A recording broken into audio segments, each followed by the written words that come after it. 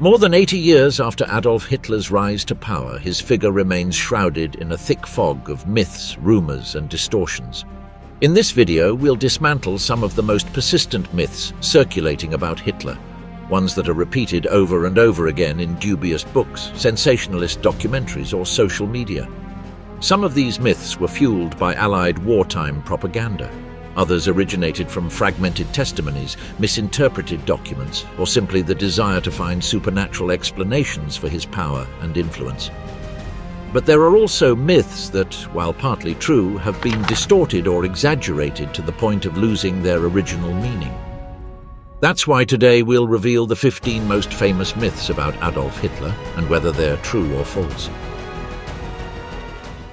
1. The Führer's Labyrinth. The myth about Hitler's alleged madness. One of the most common myths about Adolf Hitler is that he was completely insane, a deranged man with no self-control, ruling through emotional outbursts, uncontrollable screaming, and paranoid delusions. The image of a shrieking dictator, eyes bulging and neck veins about to burst, has become entrenched in the collective imagination as if it summed up his entire personality. While this image holds some truth during his final years, it falls far short of representing the character that brought him to power and allowed him to remain there for over a decade. For most of his political career, Hitler was meticulous, disciplined, and extremely calculating. His ascent to power was not the result of a sudden outburst, but of a sustained political strategy developed over years, based on a sharp understanding of the social climate and a masterful use of propaganda. He knew how to channel German resentment after World War I, how to stoke fears of communism, and how to create internal enemies to unify the population. Hitler was not insane. He was an ideological fanatic with a rigid worldview, but he knew exactly what he was doing. He maintained tight control over the Nazi Party, manipulated his subordinates by pitting them against each other, and avoided leaving behind incriminating documents that could directly link him to the most heinous crimes. He was paranoid, yes, especially in his later years, but his paranoia served his power. It wasn't merely the product of an uncontrollable mental disorder. Even during the war years, as the situation grew increasingly desperate, Hitler maintained a strict routine, spent hours studying military maps, dictated orders with obsessive precision, and demanded detailed technical information about weapons, troop movements, or logistical capacity. Generals confronting him in meetings at the Führer bunker might debate tactics or strategies, but they knew they were dealing with a leader who was fully aware of the decisions he was making, no matter how erratic or suicidal they seemed. It's true that his physical and mental health began deteriorating in the final years of the war. From 1943 onward, medical reports and eyewitness accounts describe constant tremors, violent mood swings, growing dependence on medications prescribed by his personal doctor, Theodor Morell, and an increasing tendency toward isolation. During this period, his behavior became more erratic. He withdrew into himself and made decisions based more on his ideological vision than on advice from his staff. Yet even then, he remained the center of power, and his orders were carried out to the letter by those around him. 2. The machinery of horror. Did Hitler single-handedly invent the Holocaust? One of the most deeply rooted myths about Adolf Hitler is that he conceived and implemented the Holocaust entirely on his own, as if the entire genocidal machinery of the Third Reich had sprung solely from his deranged mind. While he was undoubtedly the primary instigator and the ultimate responsible party for the systematic extermination of Europe's Jews, believing he acted alone dangerously oversimplifies a far more complex reality. It also risks obscuring the collective responsibility of hundreds, if not thousands, of officials, ideologues, and bureaucrats who actively and consciously participated in the genocide. From the very beginning of Nazism, anti-Semitism was one of the central pillars of Hitler's worldview. In Mein Kampf, his infamous book written in prison in 1924, Hitler made his obsession with Jews unmistakably clear, portraying them as the racial, cultural, and political enemy of the German people. However, during the early years of his regime, anti-Jewish policies focused on legal exclusion, propaganda, and street violence, such as the 1938 Kristallnacht, Night of Broken Glass. Systematic extermination did not begin immediately, nor was it initiated by a single decree signed by Hitler. The final solution, The decision to exterminate Europe's entire Jewish population emerged as official state policy between 1941 and 1942, after the invasion of the Soviet Union had begun. It was then that mass killings erupted across Eastern Europe, carried out by the Einsatzgruppen, mobile killing units. Yet there was no single document signed by Hitler explicitly ordering genocide. Instead, there were verbal orders, tacit approvals, and a well-oiled chain of command where everyone understood the regime's general direction without needing it to be stated outright. On January 20th, 1942, the infamous Wannsee Conference took place in an elegant villa on the outskirts of Berlin. Chaired by Reinhard Heydrich, high-ranking Nazi officials gathered to coordinate the logistics of exterminating millions of people. The meeting wasn't about whether to kill the Jews, but how to do it more efficiently. It lasted less than 2 hours. The language used was cynical, bureaucratic, and full of euphemisms. Evacuation to the east, special treatment, final solution. Hitler was not present, but it was impossible that he was unaware of what was being planned. His role was not that of a lone executioner, but rather that of a leader who promoted, tolerated, and sustained the largest mass murder operation in modern history. The architects of the Holocaust were many. Heinrich Himmler organized the system of concentration and extermination camps. Adolf Eichmann designed the train networks that transported millions to their deaths. Hermann Göring provided the legal framework for implementation. Joseph Goebbels justified the genocide through propaganda. All of them knew exactly what they were doing. They were not mindless automatons. They were ideologues, administrators, and willing executioners, fully aligned with the regime's racial ideology. This myth, that Hitler was the sole perpetrator, might seem to condemn him more harshly, but in reality, it grants him an almost mythical power and absolves others of their complicity. 3. The voice of hatred. Did Hitler personally order every execution in the camps? One of the most haunting images left by Nazi horror is that of concentration and extermination camps. Auschwitz, Treblinka, Sobibor, Majdanek, places where millions were murdered with chilling industrial efficiency. In popular imagination, Adolf Hitler is often portrayed as the direct author of every death, as if he had personally signed each execution order or given precise instructions for every massacre. However, this myth distorts both reality and the very nature of the Nazi regime. Adolf Hitler was the supreme leader of the Third Reich and therefore bears ultimate responsibility for all crimes committed under his rule. But that does not mean he was directly involved in the day-to-day mechanics of killings in the camps. In fact, his leadership style partly relied on what historian Ian Kershaw termed the working towards the Führer principle. Regime officials anticipated his wishes and acted accordingly, without needing explicit orders.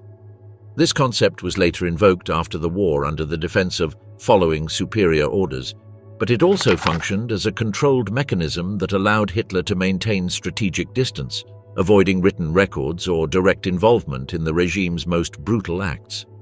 Nevertheless, it has been established that mass killings were organized and carried out by a vast bureaucratic network involving the SS, the Gestapo, the Interior Ministry, and the administrative apparatus of the camps themselves. Heinrich Himmler, as head of the SS, was one of the chief architects of the extermination system. Reinhard Heydrich, his right-hand man, led key operations until his assassination in 1942. Adolf Eichmann, from his office in Department 4B4 of the Gestapo, managed the logistics of deportation. None of them acted independently. All knew they had the ideological and political backing of the Führer, even if he avoided leaving formal traces. In the camps, executions were systematic, organized as part of a death machine operating around the clock.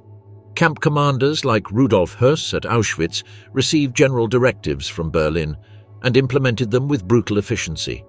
Gas chambers, crematoria, medical experiments, forced labor until death, all were components of a perfectly calibrated machine. But it was not Hitler who oversaw its daily operations. His responsibility was deeper and more dangerous. He created the ideological framework that justified it all. The Holocaust was not made possible by guns and ovens alone, but by the ideas behind them.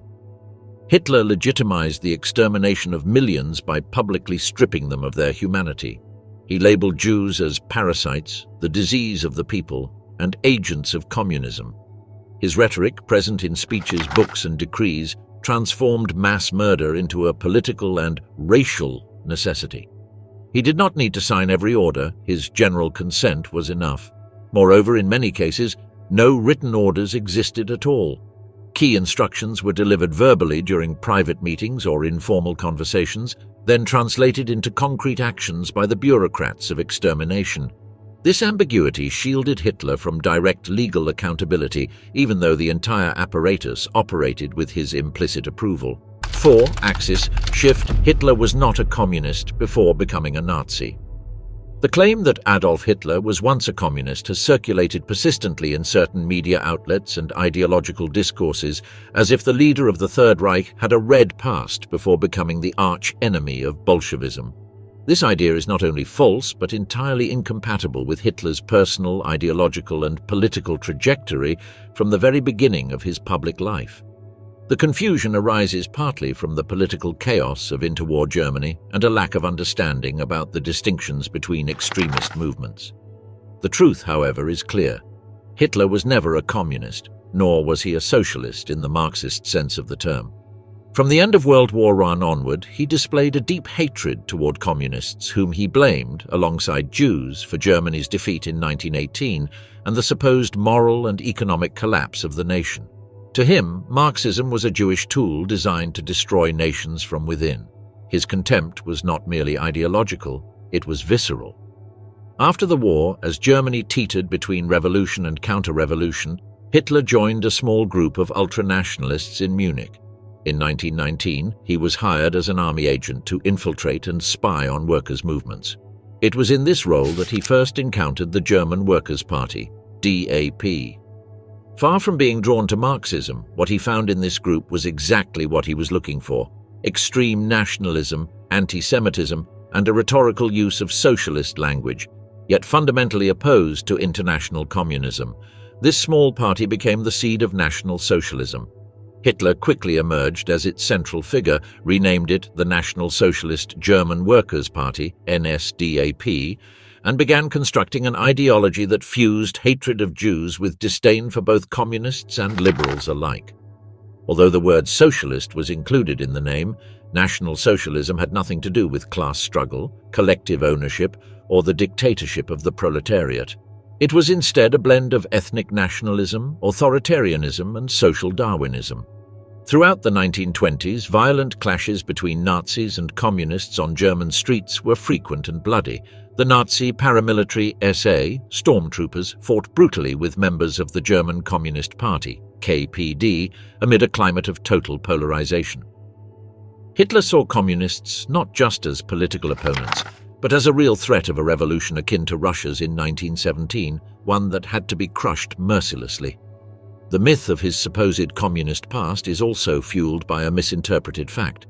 In the immediate aftermath of the war, Munich briefly came under the control of the Bavarian Soviet Republic, a revolutionary experiment led by communists and anarchists.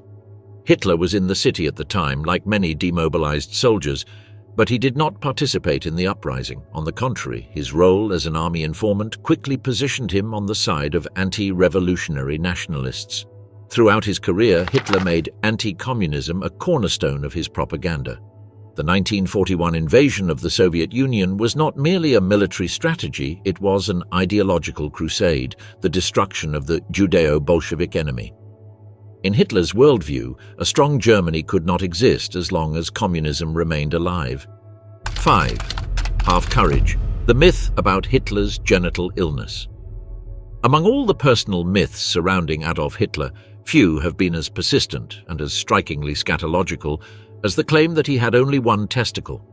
This assertion has appeared in books, popular songs, documentaries, and even questionable medical reports, to the point of becoming an unquestioned truth repeated endlessly. But how much of this story is actually true? Was it a verified medical condition, or simply another tool of propaganda and mockery aimed at the dictator? The legend has several possible origins. One of the oldest stems from his time as a soldier in World War I. According to some unconfirmed testimonies, Hitler was wounded in the groin during the Battle of the Somme in 1916, allegedly resulting in the loss of one testicle. However, there are no official medical records to support this. The field hospital where he was treated never documented such an injury. Moreover, German military archives, which are quite detailed about war injuries, contain no mention of a genital wound. Another supposed source of this myth comes from a Soviet report following a partial autopsy of the body found in Berlin in 1945. According to this report, Hitler suffered from monorchidism, meaning he had only one testicle. Yet the reliability of this document is widely disputed. The Soviets under Stalin had political motives to spread degrading information about the defeated dictator, aiming to reduce his image to that of a pathetic monster. Furthermore, the remains examined were largely charred, making reliable medical conclusions extremely difficult. A popular British wartime song also helped cement the myth. Its lyrics went, "Hitler has only one ball, Goering has two but very small." But this was clearly propagandistic mockery sung by Allied soldiers. In this case, it was wartime humor, a powerful tool for dehumanizing the enemy. Even Hitler's personal physician, Theodor Morell, who kept extensive notes on Hitler's physical condition, never mentioned any such monorchidism. If Hitler had suffered from a physical anomaly of this kind, it would almost certainly have appeared in his regular medical exams. Morell obsessively documented every symptom, ailment, and medication administered, yet in all his records, this condition is never mentioned. So where does this myth really come from? As with many other cases involving hated public figures, physical deformity is used as a symbol of moral inferiority. Throughout history, political propaganda has used such legends to caricature enemies. Venereal diseases, birth defects, impotence, sexual disorders, anything that reduces a feared figure to a grotesque caricature. In Hitler's case, speaking of his supposed genital condition not only symbolically humiliated him, but further distanced him from the image of the strong man he so carefully cultivated. The myth of the single testicle has never been proven medically or historically. There is no credible autopsy or direct documentation to confirm it. Its persistence stems more from morbid fascination, propaganda, and the collective desire to reduce Hitler to a ridiculous figure than from any scientific truth. 6. The denied heritage. Was Hitler descended from Jews, or did he have Jewish blood? Few historical ironies have captured the public imagination as powerfully as the idea that Adolf Hitler, the architect of the most brutal persecution of Jews in modern history, might have had Jewish ancestry. This hypothesis, more sensational than substantiated, has persisted for decades, fueled by rumors, conspiracy theories, and a collective psychological need to find tragic contradictions in history's most monstrous figures. But is there any real evidence that Hitler had Jewish blood? The most well-known version of this theory centers on his paternal grandfather, a figure shrouded in mystery. Adolf Hitler was born in 1889 in Braunau am Inn, Austria, the son of Alois Hitler and Clara Pölzl. Alois, in turn, was the illegitimate son of a woman named Maria Anna Schicklgruber, who never definitively revealed the identity of her child's father. It wasn't until Alois was 39 years old that he was legally legitimized under the surname Hitler, adopting the last name of his stepfather, Johann Georg Hiedler, a name that later evolved orthographically into Hitler. The lack of documentation about Adolf Hitler's biological grandfather opened the door to endless speculation. The most famous claim came from Hans Frank, former Governor-General of occupied Poland and a key Nazi figure during the Nuremberg trials. Frank stated that Hitler had tasked him with investigating his family origins, and that during this inquiry he discovered a Jewish family named Frankenberger had employed Hitler's grandmother in Graz, and that one of its members might have been Alois's father. However, this assertion rests solely on Frank's late and discredited testimony, offered years after the war, when he was trying to justify his own role in the regime by suggesting Hitler had personal issues that explained his hatred. Historians have thoroughly debunked this theory for several reasons. First, there were no legally registered Jews living in Graz. At the time, Maria Anna Schicklgruber would have been there due to Austrian laws that banned Jewish settlement in the city. Second, no documents, letters, parish records, or birth certificates support the existence of a Frankenberger family linked to Hitler's lineage. Third, Hitler himself never expressed any doubt about his racial purity.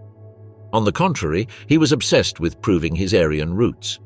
Moreover, the Nazi regime had extremely strict racial verification procedures, especially for high-ranking party members.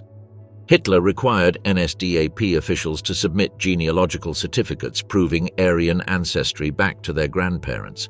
If even the slightest documented suspicion of Jewish heritage had existed, Hitler's internal rivals, such as Himmler or Goebbels, both ambitious and vigilant about power, would have exploited it to undermine his authority. Yet no such attempt was ever made. The myth also serves as a form of inverted moral narrative, an attempt to interpret Hitler's radical anti-Semitism as a form of projected self-hatred, a violent denial of his own origins. But these psychological interpretations lack serious historical or evidential support. Hitler's anti-Semitism was ideological, political, racial, and cultural. It did not require a personal excuse or hidden identity. The idea that he had Jewish blood is not supported by evidence. It is a myth born of irony, speculation, and the desire to humanize evil by making it paradoxical. 7. The Manifest Destiny: How Hitler Miraculously Survived Multiple Assassination Attempts. The image of Adolf Hitler repeatedly escaping death, as if protected by supernatural forces or a preordained destiny, has fascinated historians, novelists, filmmakers, and theorists of fate. He survived failed assassinations, suicidal military decisions, Allied bombings, and internal conspiracies that collapsed at the last moment. Some saw him as lucky, others believed he was untouchable until he had fulfilled his role in history. But was it truly miraculous? Throughout his career, Hitler faced over 40 documented assassination attempts, from his early political years to the final days of the war. Most failed due to a combination of chance, incompetence, fear, and an increasingly obsessive and impenetrable security apparatus. One of the most famous attempts occurred on July 20, 1944, when Colonel Klaus von Stauffenberg, a Wehrmacht officer and central figure in the conservative German resistance, planted a bomb in Hitler's Eastern Prussian headquarters, the Wolf's Lair. The device detonated, but Hitler survived with only minor injuries. Why? Stauffenberg placed the bomb in a briefcase, but someone moved it behind the thick oak leg of the conference table. That heavy support absorbed much of the blast's force. 4 people died, but Hitler, incredibly, suffered only minor cuts and burns. This was not the only close call. In 1939, the anti-Nazi carpenter Georg Elser attempted to assassinate Hitler with a bomb placed in the Bürgerbräukeller beer hall in Munich, where the dictator delivered his annual speech. The bomb worked perfectly, but Hitler left 13 minutes earlier than usual due to bad weather. Elsa was arrested, tortured, and executed. There were also failed plots from within Hitler's inner circle. Senior German military officers, aristocrats, diplomats, and even members of the SS began conspiring as they realized the war was lost. Some smuggled explosives in briefcases. Others planned to shoot him during private visits, but something always went wrong. Last-minute schedule changes, sudden relocations, suspicions or betrayals. Hitler's figure seemed elusive, as if chance itself shielded him at the critical moment. To this, one must add his paranoid security system. Access to Hitler was severely restricted. He surrounded himself only with trusted aides like Otto Günscher and Heinz Linger. His immediate entourage was nearly impenetrable. Furthermore, his tendency to avoid fixed routines and his habit of making last-minute decisions about where and when to appear made assassination attempts extremely difficult. The idea that he survived by miracle has been used by some as a way to explain the inexplicable. How someone so hated, so openly opposed even from within his own regime, managed to stay alive until the final month of the war. But attributing it to supernatural luck obscures a harsher truth. Hitler survived because his power structure was designed to protect him at all costs, and because many of his enemies hesitated at the decisive moment. Fear of failure and brutal reprisals was as effective a weapon as the SS themselves. Yet his miracles had a limit. In April 1945, surrounded by Soviet forces in Berlin and facing the total collapse of his empire, there were no more schedules to change, no more plots to fail. This time, death did not come from outside. He brought it upon himself, with a pistol in the suffocating silence of the bunker. 8. The monster's dystopia. Did Hitler want to conquer the entire world or only Europe? One of the most common claims about Adolf Hitler is that his ambition was to conquer the entire world. He is often portrayed as a runaway Napoleon, or worse, a modern Alexander the Great, dreaming of planetary domination. Allied propaganda during World War II deliberately cultivated this image, Hitler as the ultimate tyrant, whose thirst for power had no limits. While his imperial project was indeed colossal, the idea that he sought to rule the entire planet is more myth than reality. Hitler's expansionist vision was not universal, but deeply Eurocentric, and more specifically, oriented toward the East. From Mein Kampf, he made clear that his goal was the creation of a vast German empire across Eastern Europe at the expense of the Soviet Union. He called it Lebensraum, living space, a concept combining territorial expansion, biological racism, and economic domination. Rather than seeing countries like France, the United Kingdom, or the United States as his ultimate targets, Hitler viewed them as temporary obstacles on the path to his true conquest: Ukraine, Russia, Belarus, and the Slavic nations. His obsession with Eastern Europe was both ideological and strategic. He aimed to destroy Bolshevism, which he perceived as a Jewish conspiracy, while simultaneously enslaving the Slavic peoples to serve as forced labor for the Reich. His model was colonial, akin to European empires in Africa or Asia, but applied within Europe itself. War with the West, especially Britain, was not part of Hitler's original plan. He admired the British and even dreamed of a German-British alliance that would leave continental Europe under German control and the rest of the world under British influence. Only after London refused to surrender following the fall of France in 1940, and especially after Churchill rejected peace overtures, did Hitler intensify attacks, including the bombing of British cities. Yet even then, his interest in directly conquering the British Isles was brief and tactical. Regarding the United States, Hitler grossly underestimated its military and industrial power. He had no concrete plans to invade North America, nor did he possess the logistical capacity to do so. His war with the US was largely a consequence of his alliance with Japan. When Roosevelt declared war on the Japanese Empire after Pearl Harbor, Hitler, in a move of ideological solidarity and flawed strategic calculation, declared war on the United States, an act that proved to be one of his most catastrophic decisions. Africa, Asia, and Latin America were not part of Hitler's direct political military agenda. His focus was squarely on reordering Europe along racial lines, establishing a brutal hierarchy, and consolidating a self-sufficient German continental empire capable of withstanding economic blockades like those that had devastated Germany after World War I. This does not make his plans any less horrifying. Had he succeeded, the world would have known no lasting peace. Conquered populations would have been exterminated, displaced, or enslaved. Minority cultures would have been eradicated. The planet would have been divided among totalitarian spheres of influence. But claiming that Hitler wanted to conquer the entire world is an exaggeration that oversimplifies a vision just as monstrous: the radical transformation of Europe's map and the establishment of an eternal racial order under the banner of the Third Reich. 9. A twisted mind: myths about diagnosed mental illnesses. Hitler allegedly suffered. A question that repeatedly arises when studying Adolf Hitler is whether he suffered from any mental illness. Was he insane, schizophrenic, paranoid, bipolar? Can we explain his crimes through psychiatry? This desire to find a pathology that justifies the unjustifiable has led to countless posthumous diagnoses, speculative studies, and clinical theories closer to café psychoanalysis than to historical rigor. The truth, however, is that there is no confirmed medical diagnosis indicating Hitler suffered from a clinically recognized mental illness. During his lifetime, Hitler was never treated for mental disorders. His personal physicians, especially Theodor Morell, documented numerous physical ailments: gastrointestinal issues, insomnia, tremors, high blood pressure, and pronounced hypochondria. It is also well known that he became dependent on a range of medications, from stimulants to mild opiates, though these were all prescribed within the medical standards of the time. Crucially, Morell never recorded psychotic symptoms, clinical delusions, or states of mind disconnected from reality. On the contrary, many of Hitler's behaviors were fully functional within the framework of the control he exerted over his environment. That said, many historians and psychiatrists have attempted to analyze Hitler retrospectively. Diagnoses such as pathological narcissism, antisocial personality disorder, chronic paranoia, and even Asperger's syndrome have been proposed. These hypotheses are based on descriptions of his behavior, his need for control, extreme egocentrism, contempt for human life, difficulty forming intimate relationships, inability to accept criticism, and obsession with cleanliness, order, and grandiosity.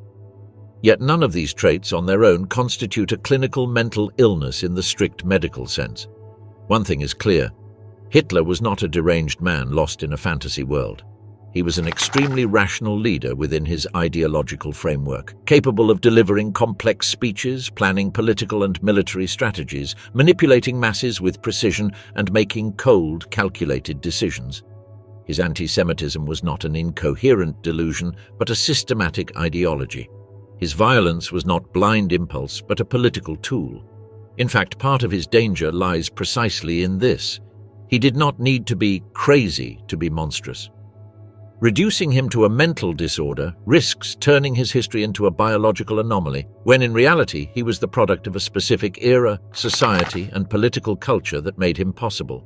He was a lucid human being with deeply destructive ideas, surrounded by others who were equally functional, people who supported him, followed him, and executed his plans with meticulous discipline. At the Nuremberg trials, Allied psychiatrists evaluated top Nazi leaders. They were surprised to find that except for a few isolated cases, most did not suffer from serious mental pathologies. They were simply ideologically driven, fanatical, rational men willing to do whatever it took for the regime. Hitler was no exception. Even in the final years of the war, as his physical health declined and his behavior became more erratic, increasing isolation, mood swings, decisions increasingly detached from military reality, he remained fully aware of his role. He continued to make strategic decisions, held daily meetings, dictated his political testament with precision, and ultimately took his own life with full awareness of his actions. He was a fanatic, convinced of his cause, and his danger lay not in clinical illness, but in ideological clarity.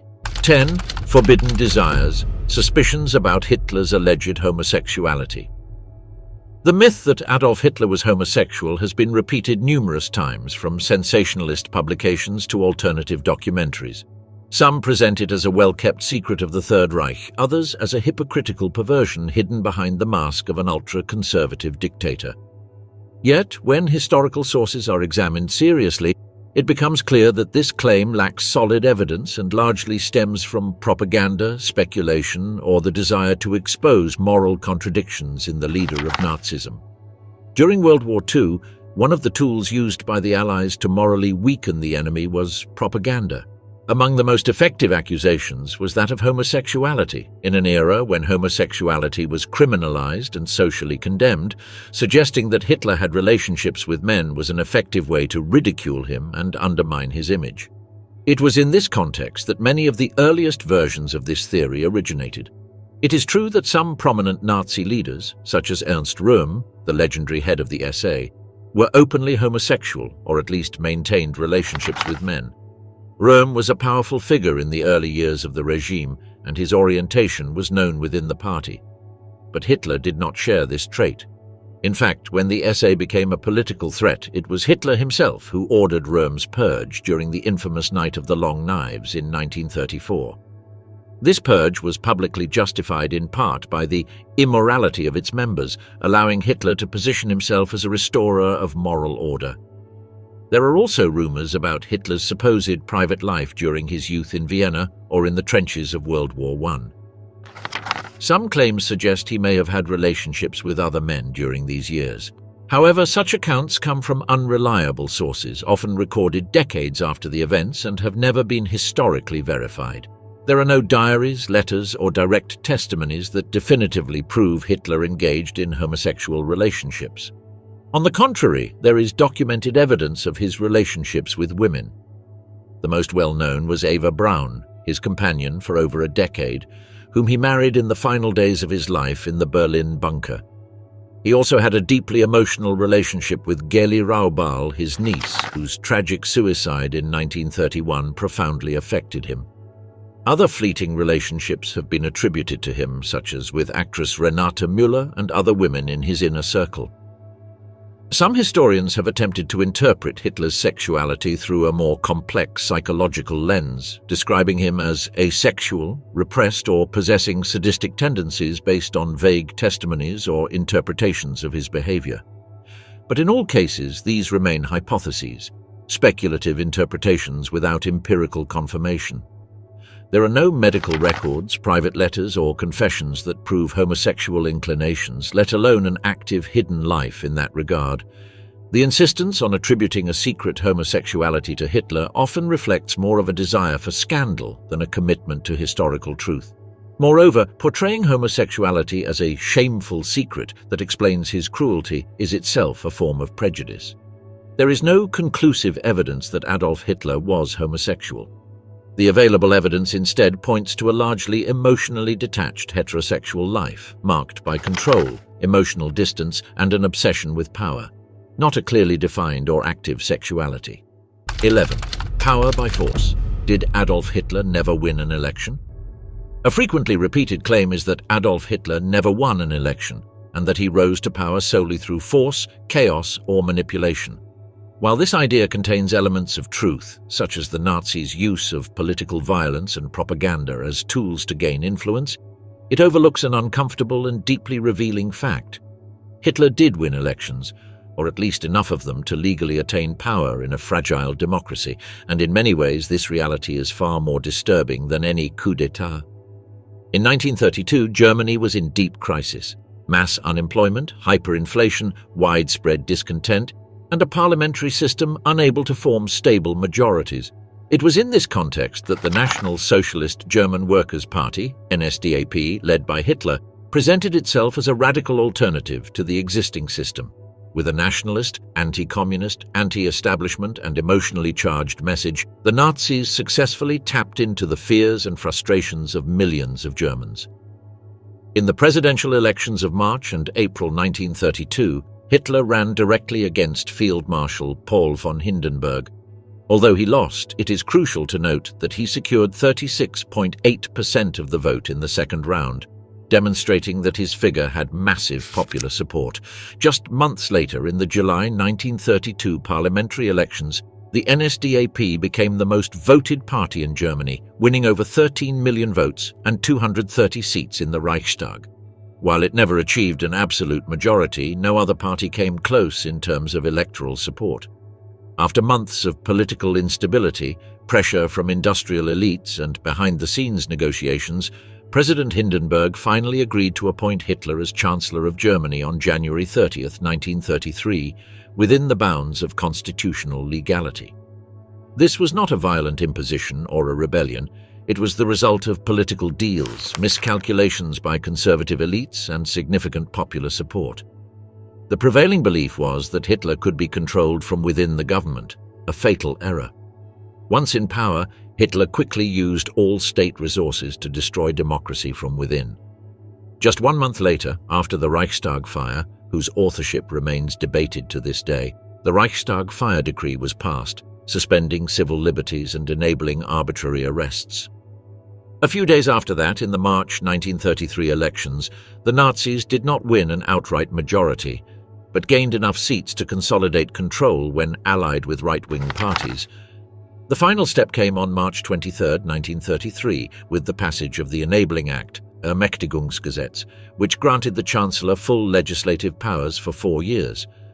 Though passed under pressure and with many communist deputies already imprisoned or intimidated, the law was approved by the legally constituted parliament. It was the last democratic vote of the Weimar Republic.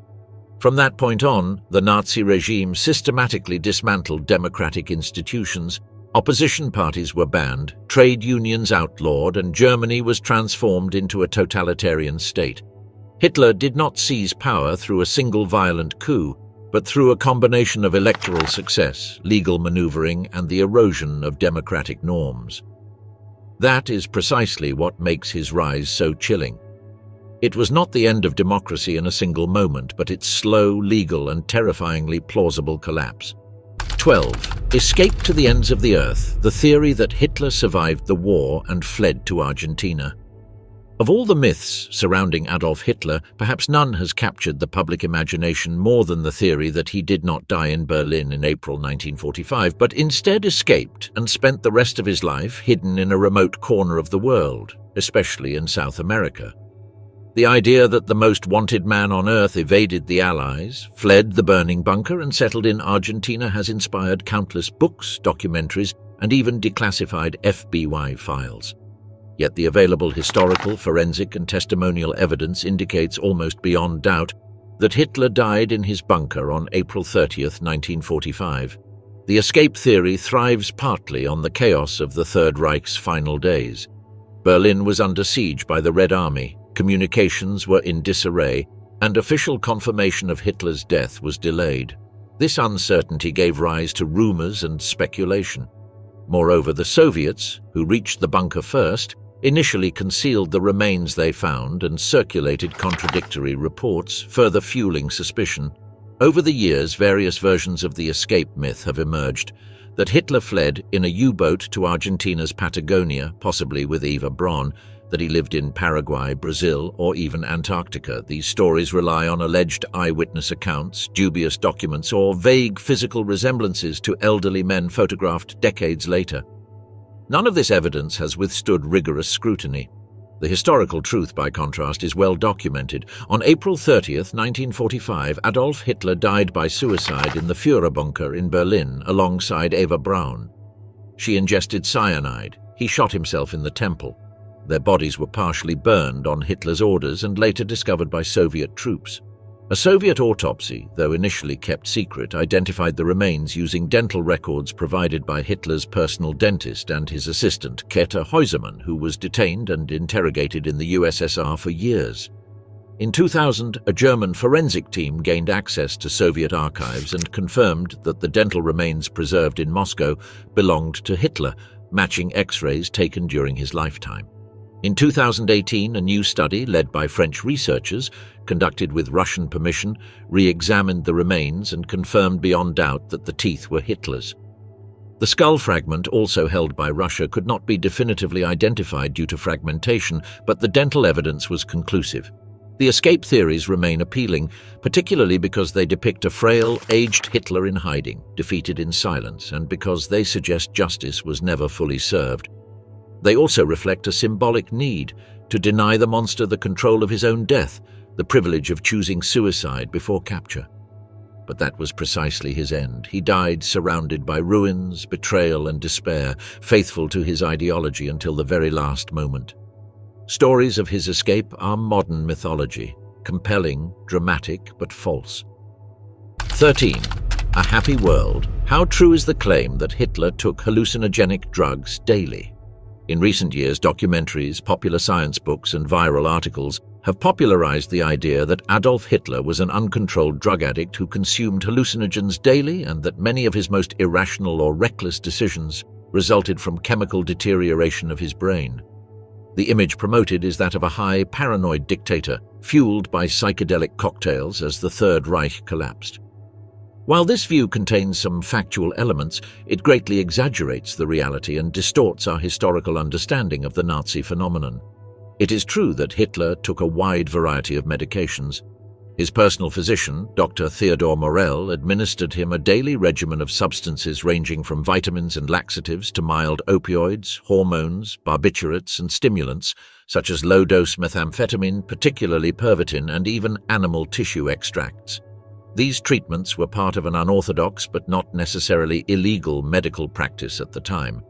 Morell was more of an alternative healer than a rigorous scientist, and his relationship with Hitler was marked by flattery and dependence. During the war years, especially between 1941 and 1945, Hitler developed a psychological dependence on these treatments. He suffered from chronic insomnia, severe stomach pain, constant tremors, and extreme fatigue. To combat these, Morell offered quick fixes, injections, pills, tonics. Many of these substances contained narcotic or stimulating compounds, though in controlled doses.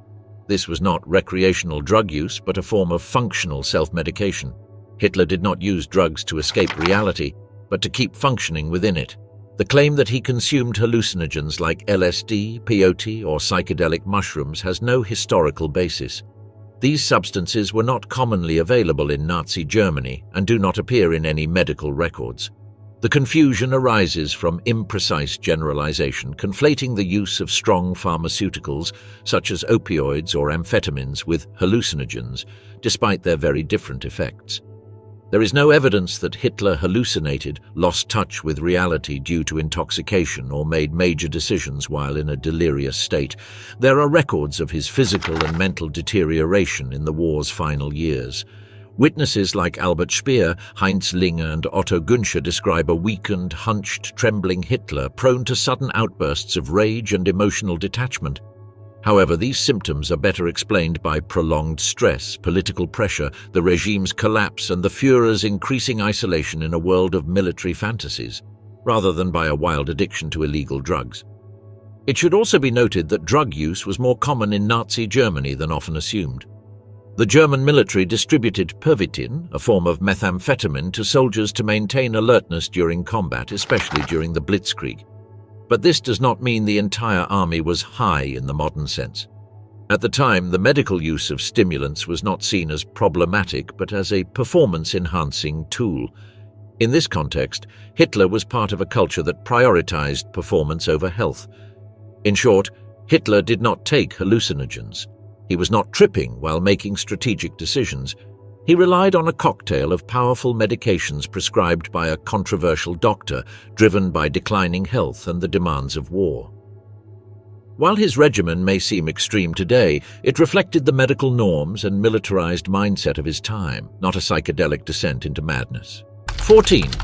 Escape to New Swabia, the alleged flight of Hitler to a secret Nazi base in the South Pole. Among the most extravagant myths about Adolf Hitler, one of the most persistent is the claim that he fled to Antarctica, where the Nazis supposedly built a secret base known as Neuschwabenland or New Swabia, from which they planned their survival, developed advanced technology, and according to some versions even built flying saucers. The image of German U-boats crossing the South Atlantic to deliver the Führer into a polar cave has been fueled by conspiracy theories, pseudo-historical literature, and even video games and sci-fi series. Yet, like so many other myths, it collapses under even the slightest scrutiny of serious historical analysis. It is true that a Nazi expedition to Antarctica did take place. Between 1938 and 1939, a German mission led by Captain Alfred Richer explored a region of East Antarctica, which the Nazis renamed Neuschwabenland in honor of Swabia, a region in southern Germany.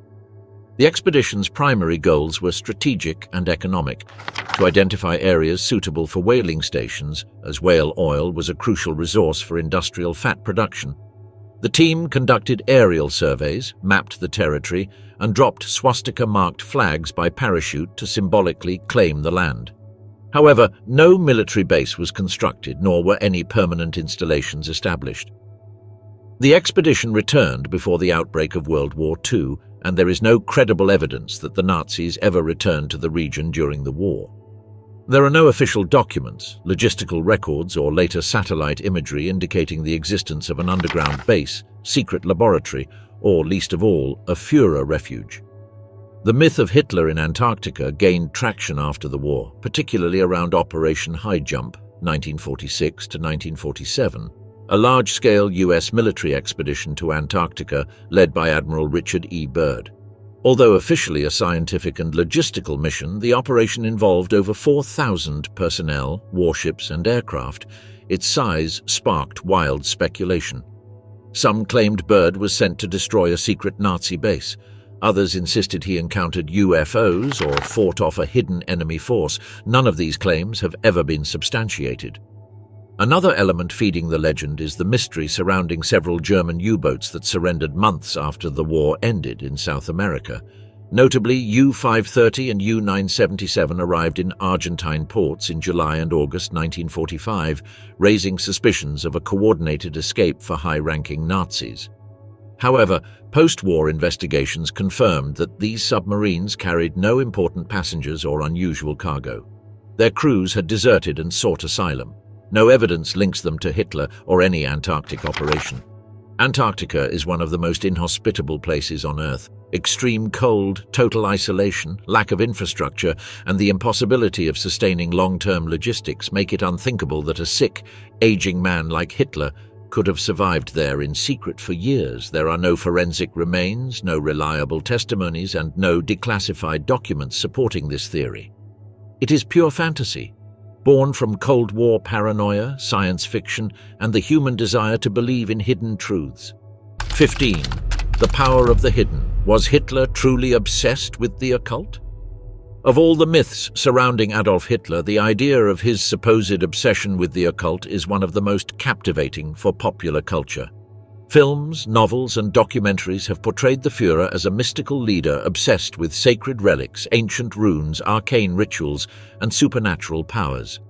In these portrayals, Hitler appears almost as a modern sorcerer, surrounded by esoteric symbols, hunting for magical artifacts like the Spear of Destiny, the Holy Grail, or the secrets of Atlantis.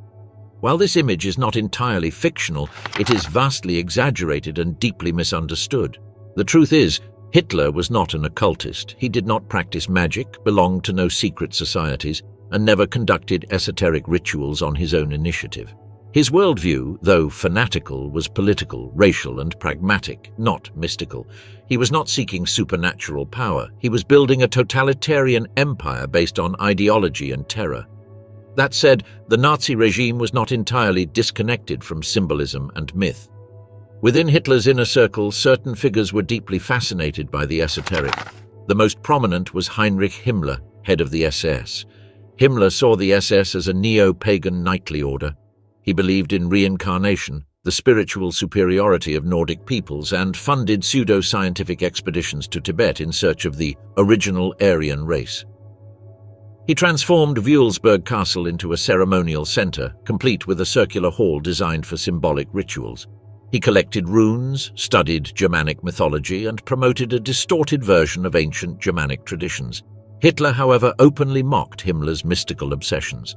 While he shared the belief in Aryan racial superiority, he dismissed the SS's occult activities as nonsense, or at best a useful tool for mass manipulation. He had no interest in magic, only in power. Yet Hitler was a master of political mysticism. He understood the emotional and psychological power of symbols: the swastika, the torch-lit night marches, the choreographed rallies at Nuremberg, the ritualized flags. All were carefully designed to evoke awe, unity, and devotion. These were not occult practices, but tools of mass psychology and propaganda. Hitler didn't need magic, he weaponized myth. One object often cited as proof of Hitler's occult obsession is the Spear of Destiny, or Holy Lance, the medieval relic said to have pierced Christ's side. Legend claimed its possessor would rule the world. Hitler saw the spear as a young man in Vienna's Hofburg Museum, and some historians believe he was intrigued by its symbolic weight, but there is no evidence he based decisions on it. The Allies recovered the spear in 1945. It granted no power, only historical resonance. Another potent symbol was the Blutfahne, blood flag, the banner stained with the blood of Nazis killed during the failed 1923 beer hall putsch. It was treated like a sacred relic in party ceremonies, but again its use was political ritual, not esoteric belief. The myth of Hitler as an occultist reflects a deeper need to attribute supernatural forces to a man whose evil seems otherwise incomprehensible. Turning him into a dark magician distances us from a more disturbing truth. His evil was entirely human. He didn't need demons, spells, or ancient secrets. He needed only ideology, hatred, propaganda, and the willing obedience of thousands. In conclusion, Hitler was not a supernatural demon, a madman without reason, a drug-addled lunatic, or a mystical sorcerer. He was not a fugitive in Antarctica or a secret survivor in Argentina. He was, above all, a man, a lucid, disciplined, and methodical human being who embraced a genocidal ideology and executed it with terrifying precision, aided by the active collaboration of countless others. And perhaps that is why his figure remains so deeply unsettling, because it forces us to confront a painful truth. Absolute evil does not always come cloaked in madness. It can emerge from calculation, from rationalized fanaticism, from the abuse of power, and from the silence of the many. The myths surrounding Hitler, while sometimes harmless or even entertaining, often obscure the real lessons of history. They distract from the social, political, and economic conditions that allowed his rise. Worse, some of these myths have been revived by those who seek to rehabilitate or downplay Nazi ideology. Despite being one of the most studied figures in modern history, Adolf Hitler and the Second World War continue to hold mysteries, secrets, and legends, some still waiting to be uncovered, others needing to be firmly laid to rest. Understanding the truth behind the myths is not just an academic exercise, it is a moral imperative.